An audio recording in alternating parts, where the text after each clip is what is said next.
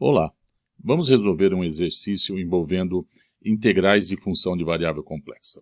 Mais especificamente o seguinte problema.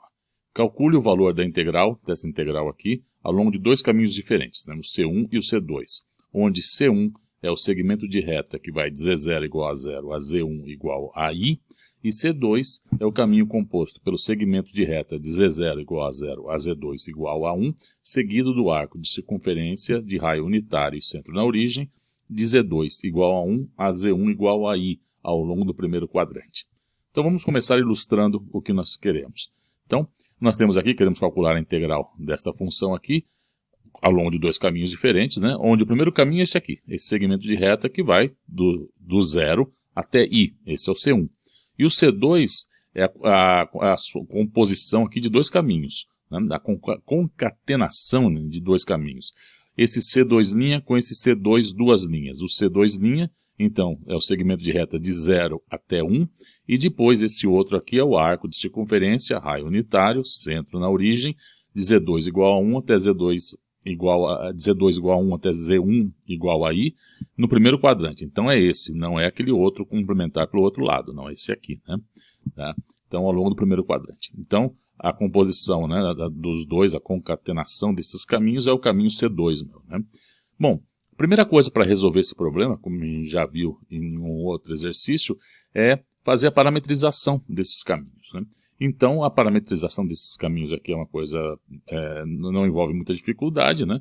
Na verdade, nenhuma, né? Porque, então, esse primeiro caminho aqui, os pontos ao longo desse caminho, eles são da forma I vezes T, onde T vai de 0, que é esse ponto aqui, até T igual a 1, que é este I aqui. Então, ao longo desse caminho aqui, todos os meus pontos, né, estão aqui para um parâmetro T, que é a parametrização dele. Então, Z de T, ao longo desse caminho, é I vezes T, com T entre 0 e 1.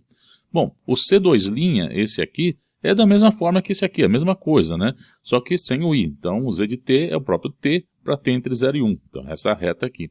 E esse arco aqui de circunferência, então, uma circunferência de raio unitário e centro na origem, ela pode ser parametrizada pela exponencial de I vezes um parâmetro, então, geralmente a gente toma como θ, onde o θ é o ângulo, né, em relação ao eixo x, que o ponto, né, que é o segmento de reta que vai do ponto em questão até a origem, faz com o eixo x, né? Então, aqui nesse caso, então escrevendo Z de T igual a E aí θ, então a expressão geral para uma circunferência, então, né, de raio unitário e centro na origem, como eu quero ir de 0, né, até aqui o I, né, então 0, o T corresponde a 0, né, a inclinação é 0, aqui quando eu chego no I, a inclinação da reta aqui em relação ao eixo X é π sobre 2, né? Então o parâmetro T vai de 0 a π sobre 2. Então o que eu faço? No C1 eu vou calcular a integral ao longo desse segmento de reta, e para o C2 eu vou pegar duas integrais ao longo desse caminho aqui e ao longo desse caminho, e vou somar as duas, né? Então, vamos lá. Então, a expressão para minha integral, então, se eu tenho uma parametrização aqui ao longo do meu caminho C, a parametrização é dada por um Z de T, então essa integral é dada pelo F de Z de T, vezes Z' de T, dt, de T de T0 até T1. Então, onde Z de T0 é o ponto inicial de C e Z de T1 é o ponto final. Então, no primeiro exemplo, então, essa é a minha parametrização.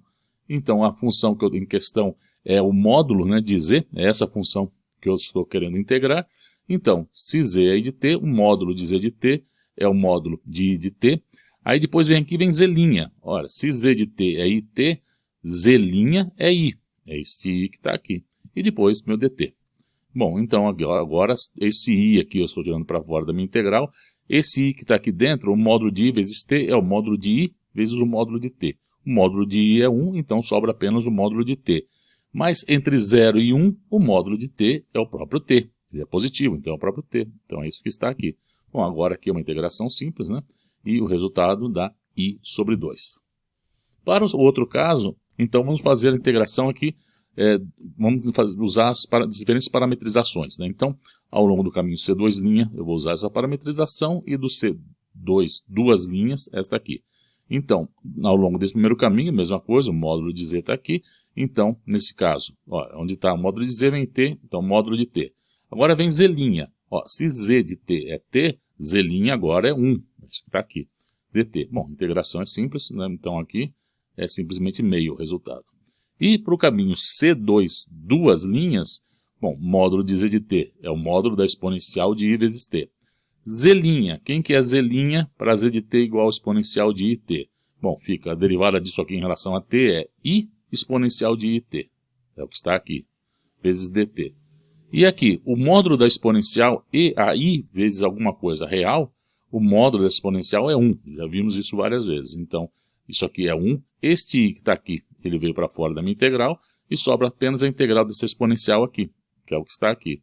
Bom, agora a integração, de novo, eu integro isso, vai aparecer um i no denominador, a própria exponencial com i no denominador que cancela esse que está aqui no numerador, e agora é só colocar nos valores, né? E aí π sobre 2 menos e a zero, que dá 1 menos i. Portanto, agora somando esses dois resultados, né? Então é meio mais i menos 1, né? Então aqui e aí π sobre 2 é o próprio i, e a zero 1, é isso mesmo. Então, somos dois resultados, então eu tenho i meio menos 1 menos meio. Então, notem que ao longo de um caminho, deu i sobre 2 do caminho C1, ao longo do caminho C2 deu i menos meio. O valor deu diferente. Tá? E, bom, como a gente sabe, isso pode acontecer porque a função que eu estou integrando aqui, a função módulo de z, tá? Essa função aí então, não é uma função analítica.